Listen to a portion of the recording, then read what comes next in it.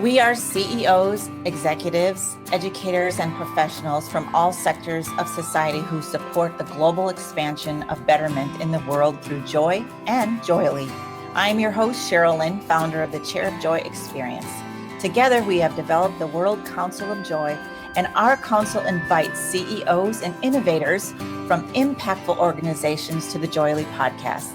We showcase how generous, bold, and fully engaged they are in their work and what a culture of joy is to them. Good day, everyone. Sheryl Lynn here with JOYELY Studios, and I am coming to you from California this morning because we had such an amazing event in Dr. Jay Grossman's house in Hollywood. So we'll talk about a little bit with our guest today, Rich Sheridan, who's the CEO of Menlo Innovations. So welcome, Rich, to the podcast. Great to be here, Sheryl. So great Monday morning to both of us. We're off and running, and I think that's what joyful human beings do. They get up, they get going, they get excited, and they figure out what needs to be done in life. Is that right? Absolutely. Monday's one of the best days of the week. Absolutely. I am going to get started by reading one of my favorite quotes that I found. I know you have many, but this is one I'm going to get started with. In order to get others to accept change, you must recognize that any change involves tearing down existing reward systems, especially if those reward systems unintentionally foster and perpetuate pain-filled systems. If the change is to stick, you must quickly replace the old rewards with new rewards of equal or greater value. And remember, most treasured rewards are not monetary. Like that just literally gives me goosebumps. You have no idea. I've been 30 years on a path of focusing on joy. So it's like a kindred spirit meeting you, sir. So I would like for you, we speak to CEOs and we bring programs to corporations. What do you mean exactly by not monetary? What would be some rewards that you guys are utilizing?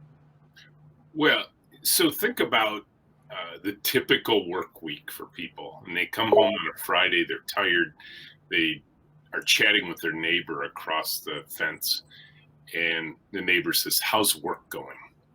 And most people will say, "Oh my gosh, I can't believe it. I'm so tired. I worked really long hours this week.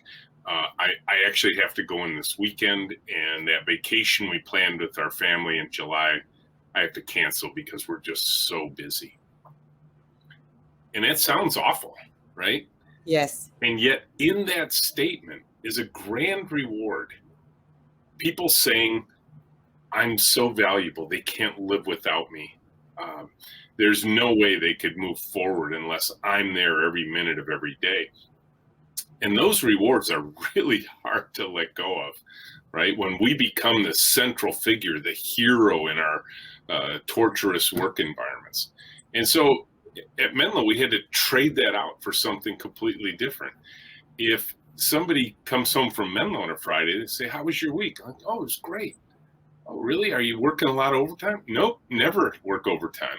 "Are you going in this weekend?" "Oh, no, that would never happen."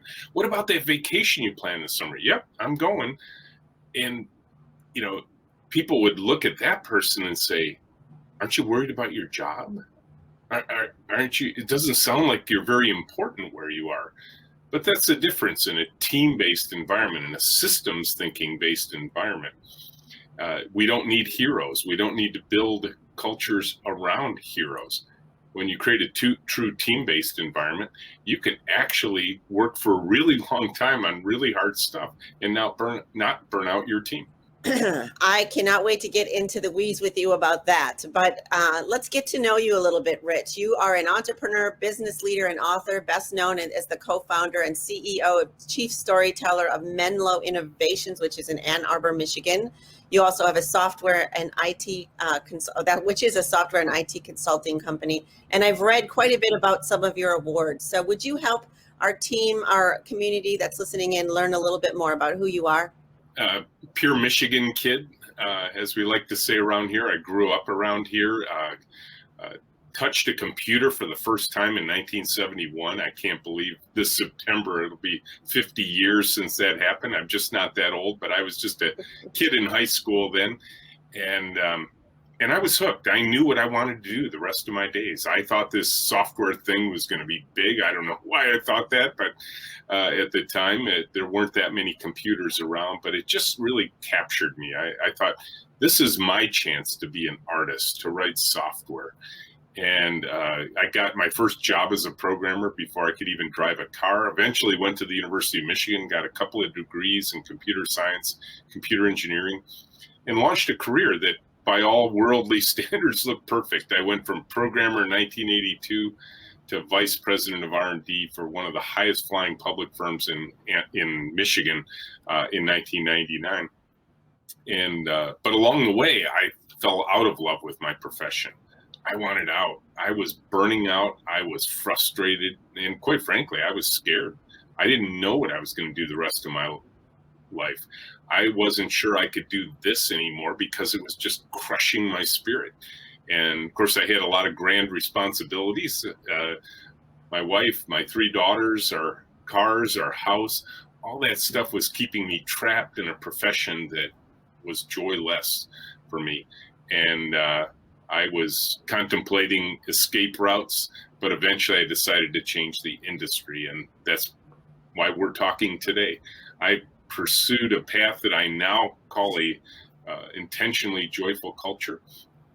Those were not the words on my mind in the beginning, but it was an important journey for me. It was one that was going to allow me to stay in a profession for the rest of my working days. And I'm delighted to say that now my kids think I'll never retire. They're like, why would you retire, Dad? You're having so much fun at work. That's awesome. And I would love to invite everyone to read Joy, Inc. And it goes into great detail about who Richard is, how he got to where he is today, and really his philosophy around a culture of joy. So I encourage everyone to purchase and read. It's a quick read. It's easy. It's fun. The stories are enriching and they're easy to wrap your head around and understand who he is and why he created what he did. And basically, how many employees do you have? You know, we're at about 50 employees, so it's still a fairly small company. How 50 employees are completely engaged. And based on the fact that 71% of people are disengaged, typically in corporate America, and 50% are looking for a job while they're at work, I'm guessing your culture is completely different. Would you agree? Well, the energy is palpable. Now, of course, this last year has been an interesting one because we are a team that, as you know, in reading the book, we loved to be together, working shoulder to shoulder, sharing a keyboard and a mouse, being at the same computer together, doing work in pairs, switching the pairs every 5 days. That worked for us really well for 19 years, but it was not going to work during the pandemic. So we had to make some major adjustments in the last year, but we kept the core principles the same, the principles of teamwork, collaboration, trust, empathy, relationships, keeping the human energy of our team high, which I think is one of the most squandered energy forces on the planet. And could you tell us a couple of examples of how you do that in a Zoom environment? Yeah. You know, it's interesting. Our team is in Zoom or Google Hangout or one of those technologies all day long with their pair partners, just like you and I are connected right here. Right. But it's not a meeting. And I think that's probably the way we keep human energy high is we hate meetings. We think they're mind-numbing, spirit-sucking, energy-draining devices of management. So we give our team a tremendous amount of clarity over ambiguity and give them the ability to go to work and get meaningful things actually done. I think that was the most frustrating thing in my old life. I'd work long days. I'd be on the phone all day, putting out fires from one end of the day to the other. I'd come home late. Dinner was cold in the microwave waiting for me. And my wife would look at me and she'd say, honey, you look really tired. Did you get a lot done today? And I'd say, no, I got nothing done today. I did a lot. I was busy from one end of the day to the other, but absolutely nothing done. And I think that ability to go to work and just get meaningful things actually done is probably one of the most uplifting things a company can do for its people. and then to reward that in very unique ways. And that's really exciting. And again, the book goes into that. Just so you know, we have 3 daughters in common. How old are your kids? They are. I should know this right off the top of my head. You kind of lose track after a while. They were born in 84, 86, and 89. So we have to do the math there, but I think that makes them about 37, 35, and 32, if I'm doing the math right. And are you a grandpa yet? Oh, yes. 4 beautiful granddaughters, all from my oldest so far, and 6, 3, and 2 beautiful little twins that are a year and a half old. Oh, congratulations, man. There's some joy right there. Oh, man, I tell you, I'm not sure why we even have kids. It's just so much fun with the grandkids. I think there's a path. There's a path to that joy, and it's exactly. That's right. Have children, but I love daughters too. We have had. Oh my gosh, having a blast. I have one in Wisconsin, one in Portland, and one in Denver now. She just recently moved, so it's fun to travel and see them grow and turn into amazing young ladies. Absolutely. So we only have each other for a short time, and I am so enamored by your work and joy for so many years. I would you agree that you are a rare breed? Yeah, but not unique. That's for sure. I think obviously the reason there are books or podcasts like this is because people are yearning for something different. They want joy in their work lives. They want joy in their home lives. There's just no question. This is a worthy pursuit. And so, yes, we are rare. I realize I have reached a point in my personal life that most never get a chance to. I pursued a dream and I caught it, and been riding that wave since we founded Menlo in 2001. And that's what I'm finding is kind of interesting which is why we work with most CEOs that are over 250 employees, is that not everyone has to be the dreamer and the achiever of a great mission and vision. There are many, many people that can follow and support something like what you're doing or what I'm doing and create so many joyful lives, which then impact families and communities and on and on. So it is my mission. One of my greatest achievements is to watch a CEO acquire and involve themselves into something that they've never really thought of before, much like what you're doing. So on a big scale, Richard, how do you see yourself impacting leaders in the world with this culture of joy that you refer to? Well, I'm doing something I absolutely love to do now. And the mechanisms I use to spread this message are things that are just a great delight for me. I get to speak at conferences around the world on the subject of joy in the context of work. I love to write. And I will tell you, it was bucket list territory for me to write one book, and now having done it twice is just such a joy. I actually got to read the audiobook of my second book, which was a wonderful opportunity for me. And the people this connects me to, the community that I've built around what we have created at Menlo, the fact that this is not me describing a past life. This is a daily activity for me, leading Menlo Innovations, leading a company where these practices are actually employed every day. And the fact that thousands of people a year come from all over the world just to see how we do it. We get between 3,000 and 4,000 visitors a year who come literally from all over the planet. And of course, that stopped when the pandemic hit, which was very sad for us. And then we started virtual tours in June of last year. And just since June of last year, we have had visitors, over 2,000, come from 62 countries and 40 states just to visit us virtually. And it's wonderful because it has democratized the tours. Now people who had never had a chance to come are now visiting, and many of them report they've read the book. So the book is all over the world, which is just a delight for me to know that people are reading about joy in several different languages now and wanting to bring it home into their own environments. So what would you say This is a big question for a Monday morning, but I'm going to ask anyway. If there was a short sentence that would be spoken about you after you have gone, what would that be? What are we remembering Richard Sheridan for? He left the campsite planet Earth a better place than he found it. Beautiful.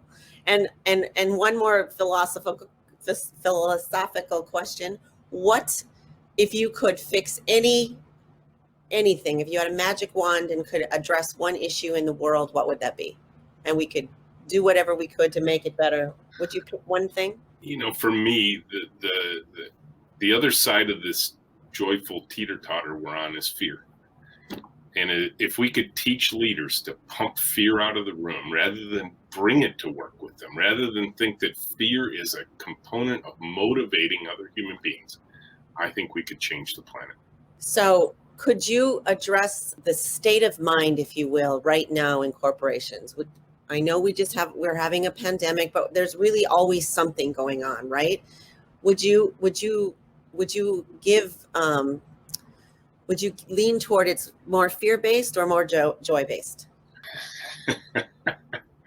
Well, I think the disengagement statistics kind of say it all. Mm-hmm. And there is a tide moving. And I think that the enlightened leaders are finding it.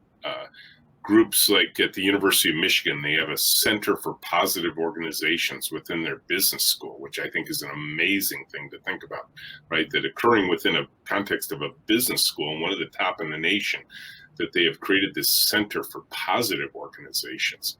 And so I think there is a movement. And I think the key thing in that movement is this. There are so many who are worried about AI, machine learning, big data, robotics, and what is the effect going to be in our companies and on our people. But there is this element of humanity that can never be replaced by machines or computers or data. And it is creativity, imagination, invention, and innovation. And in those four, those are the things that make us the most human. And sadly, when we are afraid, that part of our brain shuts down and we go to reptile brain. And we're in fight or flight mode, and we are not thinking creatively, imaginatively, inventively, or with innovation on our minds. And this is what every company on the planet needs more than anything else. If we're going to stay ahead, if we're going to outrun our competition, it is simply because we're going to be more creative, more imaginative, more innovative, and more inventive than our competitors. And so we need the most human part of our team. And if we can stay away from the fear component, keep human energy high, keep bureaucracy low, and keep our teams focused on a purpose, our little corporate aircraft can get off the ground every single day, reliably and with great energy. Oh my goodness. I'm so happy and joyful to speak with you this Monday morning. What you just said is, I believe, is in the experience economy, right? There's lots of people who want to experience, and just going into your room and virtually into your office and seeing what you do is probably impacting way beyond what you could possibly even begin to imagine. Would you agree? Absolutely. Yeah. You know, I gave a talk once at Mass Mutual Corporation, and it was a 1-hour talk. And right at the end, I encouraged them to run the experiment, right? Because so often when somebody comes in to work with a new idea, somebody says, "Oh, that won't work here. That's not us. That's against policy. You know, that won't be approved." And the idea dies right in the moment. And I looked at them, I said, "I get it.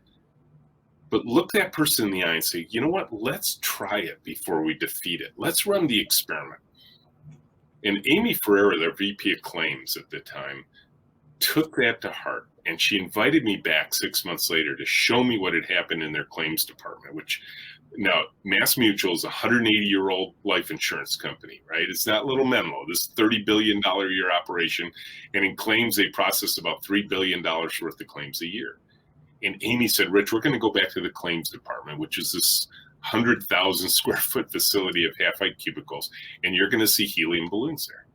I said, "Oh, are you celebrating something?" She said, "No, everywhere there is a desk with a helium balloon taped to the desk, is somebody declaring, I'm running an experiment, come and talk to me about it. Mm-hmm. I'm like, oh, what a cool idea. I didn't tell them about helium balloons. So we turned the corner, and Sheryl, there were balloons as far as the eye could see. It was unreal. And this was only 6 months after my talk. And so I went up to Susan's desk. I said, Susan, tell me about your experiment. She says, well, I'm in charge of quality. I'm the last stop before the check goes out the door. And I have to do 3 steps, A, B, and C. And I found out that, B is the longest step. And if I find a mistake at C, I got to go back and redo the longest step. And so she said, my experiment is just do A and then C and then B. And it sped things up and got everything out the door faster.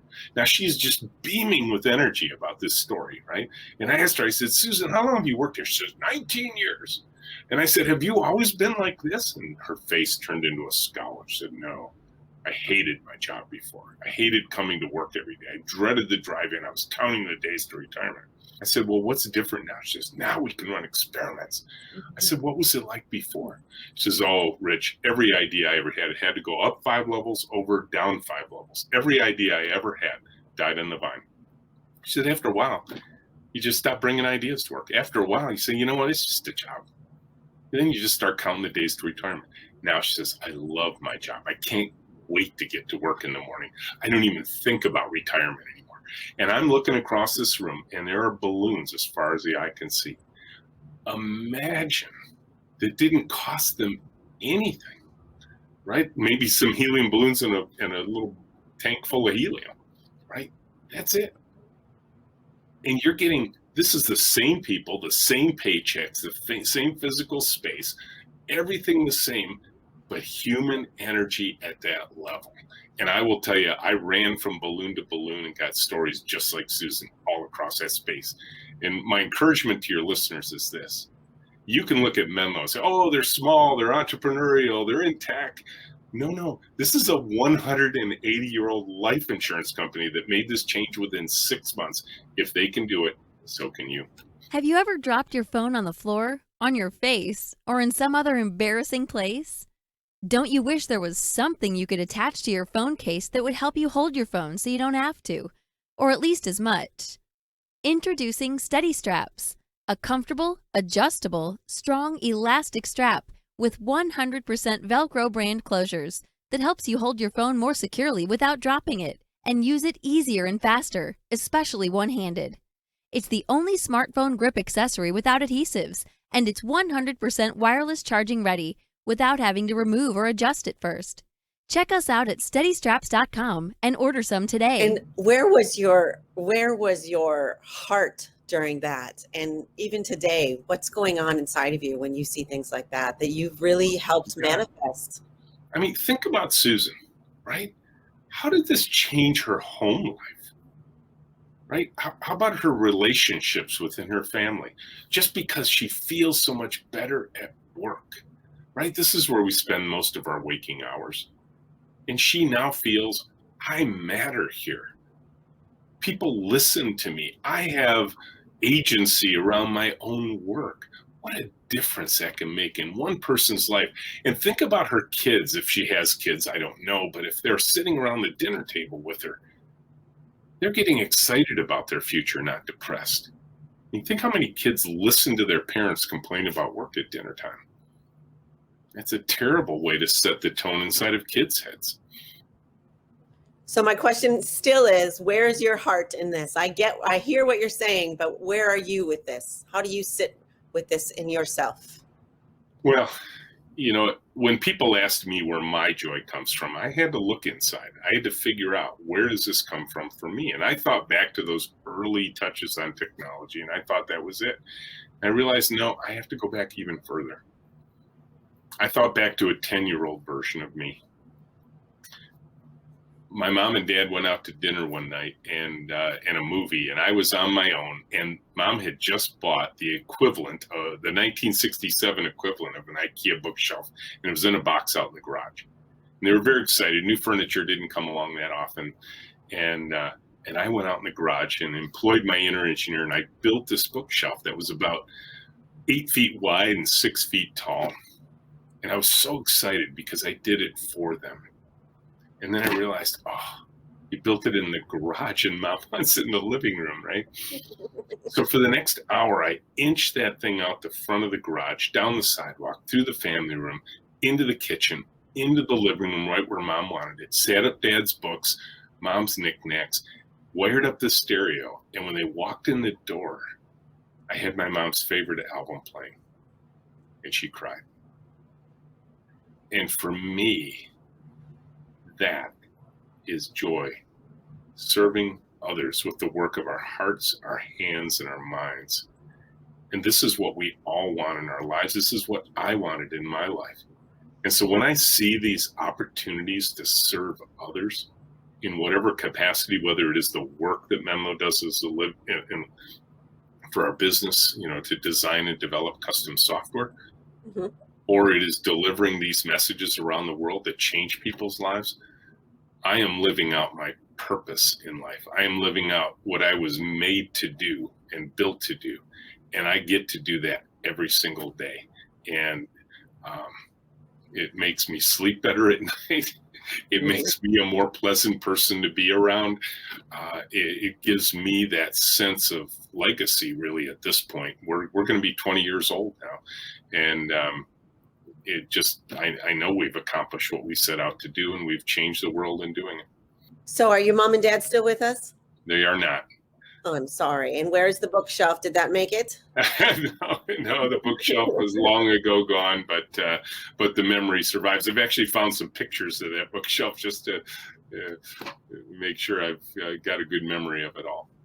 So I'm really glad that you shared that story, because the next part of this is I wanted to really tap into some of those joyful moments for you. And the reason I'm saying that is because at JOYELY, our mission is to explore concepts around joy and to really develop better life expansion for people. So we came up with this idea of the chair of joy. So people come from all over the place to sit in the chair of joy, and they have an amazing experience. And I had 10 people in Hollywood yesterday sit through, and all 10 of them had a transformational experience. They were completely different human beings from when they sat down to who they were from when they left. And they were from all walks of life, from someone who was homeless to someone who was a multimillionaire when he was 22 years old. So do you mind if we go through that process real quickly? Sure. So what I've learned over the years is that we can tell people to be in joy and to expand joy, and that it doesn't cost any money, and that they can tap into it anytime they want, but they don't really hear me or understand necessarily. Would you agree that that's kind of the response? Well, I think we have spent so much of our lives denying that part of ourselves. Right. That we traded away those really important rewards for something far less important, whether it was the amount of stock options we had, the title, the authority, the corner office, the great parking spot. Those all pale in comparison to joy in our lives. Right, exactly. So this is kind of fun. I bring this big chair around, and it's not about the chair, but it does give people an opportunity to step outside of their comfort zone. So there's a lot of magic that happens here. So what I tell people is you can meditate and get into silence, and it's very simple. So I'm going to ask you to join me. If you could just put your feet on the ground and just take a deep breath. And if you can just feel your toes in your shoes and your feet actually on the physical rug underneath you, and just stay there for 10 seconds. And then I tell people, therein lies silence and meditation and more productivity and inspiration and creation. And then if you could feel your arms on the chair, the butt on your seat. And then meditation doesn't have to be an eye closed necessarily thing, but I always just like to look around my surroundings and see what's there, and the pictures on my desk, and listen to the sounds and pay attention to the breeze or whatever's going on around me. So your chair of joy could be outside on the park bench or in your backyard or in your deck. So Richard, if I asked you for where your chair of joy is, what would you say? In your house, where you could actually go, where you go somewhere to just be still. We have this lovely den upstairs, and a very comfy chair and a fireplace, and usually my wife and I spend our evenings up there, and that's our little quiet zone. That's the place where we can be the sort of the most alone and together with each other. So let's call the den or the chair in the den your chair of joy, if you don't mind, for today's purposes. And let's take this a little further. Now that people understand, oh, it's that easy to get into meditation and to get into stillness and start listening to your breath and just staying there. And yesterday I had a girl, she said, I can't meditate. I don't know how. And then I said, there you're doing it. And she said, oh my gosh, I didn't realize I could do it. Like, right? It's that simple. And then the next part is to just take a deep breath. One more. And I want you to tap into one more moment of joy, Richard. You gave me a great one about your bookshelf, but I want to hear one more time when you were all tapped in and everything was going just fine. Anytime. You could have been a little boy or it could have been yesterday. Can you name one for me, Rich? Oh, there are so many. But for some reason, I go back now to my dad. He and I went on a canoe trip from the middle of the state of Michigan, almost out to the West Coast. It was a week-long canoe trip, and it was just one of the most delightful times in my life, and it's brought back such great memories almost every day, particularly during the summer. I can remember going down the river, hearing the blue jays calling out our arrival ahead. So whenever I hear a blue jay, it reminds me of that time with my dad. It was such a special time. And at one point, we found this very rustic campsite. And unfortunately, as we were pulling up to it, a rock poked a hole in the bottom of the canvas canoe about this big. Water started pouring in, so we were kind of stuck there at that point, which was okay. We weren't in any danger or anything like that. And we went up, set up camp, and it was this, as I said, this wonderfully rustic campsite, which was just like we were out in the middle of nowhere for this 10-year-old kid that I was. And my dad said, hey, Rich, go get some pine tar off of a pine tree and scrape it into this tin that we'd used for dinner. And he says, and also, once you get that to me, go find some birch bark. And he heated up that pine tar in that little tin can. And he says, come on, let's go down to the canoe. And I had no idea what he had in his mind. He takes that pine tar and he pours it around that hole in the bottom of the canoe. And he says, now take the piece of birch bark and just push it down on there. Hold it till it cools. And now lift your hand up.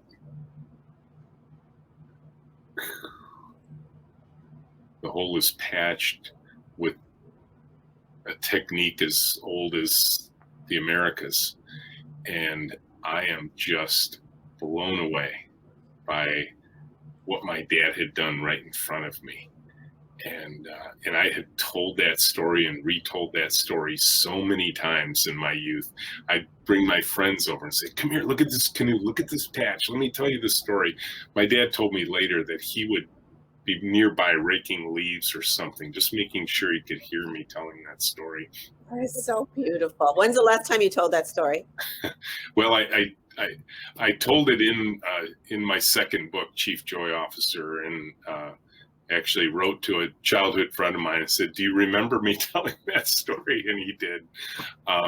And so, it's one of those stories that just comes up every now and again when I think about what is it about the wilderness that I think entices so many of us, right? That awe and wonder that we have of the world around us. And quite frankly, if I think back now, I think of those trips with my dad. And I think that a lot of those trips were what he could afford at the time. But I had no concept of that. Right. For me, the ability to spend a week-long canoe trip with my dad, just us whistling and singing down the Manistee River in Upper Michigan, just some of the most beautiful memories that can ever be created. Fabulous. So the Chair of Joy experience is what we ask people to do. So if you're listening today, you hear the story of Richard's telling about the canoe, hear how he described it in detail. Like you could almost feel as if you were there. And we don't have to speak it out loud necessarily when we're calling those memories up, but feeling them and seeing them and smelling them and really tapping into all the senses was what was so powerful there. So we're going to do that one more time, Rich, and we're running out of time, so we're going to keep this next one a little shorter. But if you could put your feet on the ground one more time, just get grounded, take another deep breath in. I want one more memory, Rich, maybe one you haven't told maybe so recently, but something else where you were really on fire. Everything was just feeling joyful for you.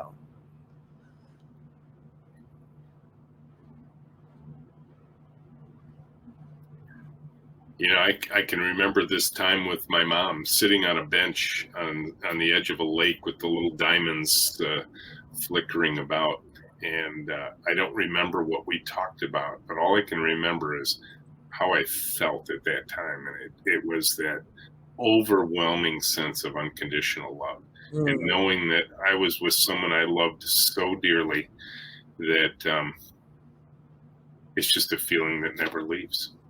You really loved your mom and dad, I can tell. That's I did.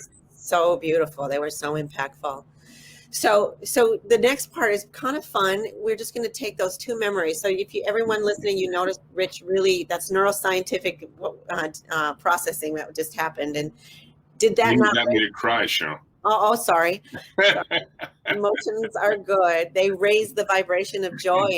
And just imagine if we all did that, if all CEOs did that 3 times a day. But that's another part. Anyway, so we're going to take those two memories, the beautiful canoe patch experience, and just let that resonate through your whole body, and the moment sitting on the side of the lake with your mom. And if you could come up with one word to connect the two of those, what would it be, Rich? For me, it's relationship.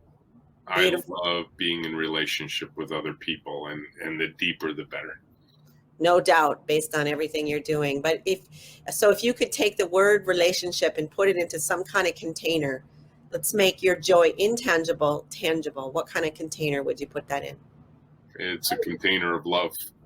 Is it physical? Can you carry it? Well, it's heart-shaped. Okay. And it's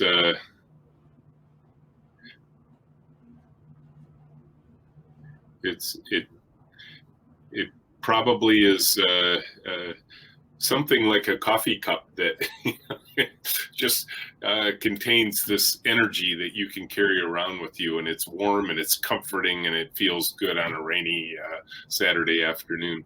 I love that. So let's pretend you have a coffee cup that's got a heart on it, and we're going on a trip, you and I, and we're going off the ramp in LaGuardia Airport, and you're carrying your coffee cup of relationship and joy, because relationship is joy and joy is a relationship. Would you agree?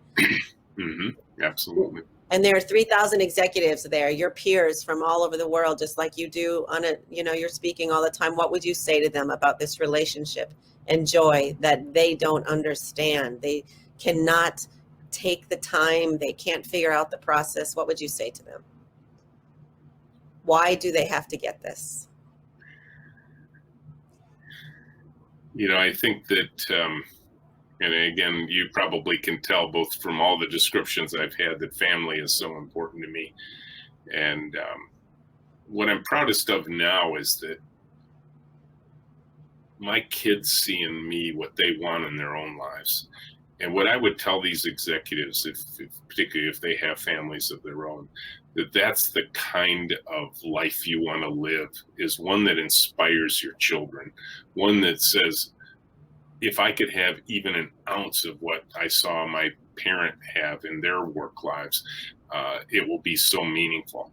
And, and I see that a lot with all 3 of my daughters. And there is just no greater joy for me than knowing I have eventually gotten to a point in my executive life, in my CEO life, in my entrepreneurial life that inspires my children. Isn't it that simple? Can it be that when we wake up in the morning that we focus on what's important, and even remembering, everything that you did over the weekend, just as it pertains to family, is enough to keep, I don't know about you, but it's enough to keep me going for a long time. And when I focus on joy, like you do, I bet it just naturally creates more joy, right? What we focus on expands. Absolutely. Yeah, it's free. Mm-hmm. And it is contagious. Absolutely. So the chair of joy might be might be a little uncomfortable from some people, but you now have a chair of joy in your den. You now have a chair of joy in your den, and you know that putting your feet on the ground and taking a couple of deep breaths and tapping into 2 powerful memories can be moving. So what was your takeaway from today, and what might you say to others about this process?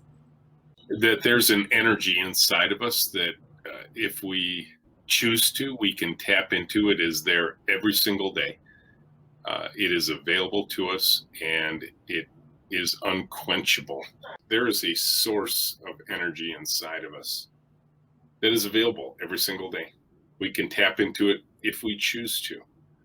And if we don't, we are missing something big, because this is our life energy. You know, each of us has a little flame inside of us, and we need to nurture and care for that flame. And we can't let it go out, because once it goes out, it can be very hard to restart. So care for that flame inside of you. That's awesome. I love, love, love your heart, and I love your complete focus and attention on even just saying the word joy. I find that many conversations I have, that happy comes up all the time, which is a very fleeting emotion, but to just be in joy and say joy and communicate joy for the rest of your life is very, very impactful for me. So thank you for being who you are. Well, thank you, Sheryl. Thank you for bringing the message you do to everybody you touch every single day. Is there anything else you'd like to add, sir? My question is, what's next up for you? I always like to take next logical steps. What is that? What's coming up for you? Well, I'm convinced there are at least a few more books in me, because I just love to write. Obviously the experiences of the last year really tested almost every assumption I've made about workplaces and how we work, and the fact that we've been able to make it through that time and get from what became a pure survival play in the beginning to thriving again like we are now. There are many, many stories that have come out of that journey of just the last year. And I found out, probably more importantly than I ever have, that building a intentionally joyful culture, that foundation of an intentionally joyful culture, was the most important thing we had done over the last 19 years to get us ready for the 20th year. Fabulous. Well, hang on with me just a minute, Rich, but I am going to say thank you for your time today, and all of our listeners watching the JOYELY podcast. We've had the most incredible, over 50 guests already on our podcast, and we're super excited to continue the conversation of joy with amazing people like Rich Sheridan, CEO of Menlo Innovations. Everyone have a great day. Thank you very much for tuning in.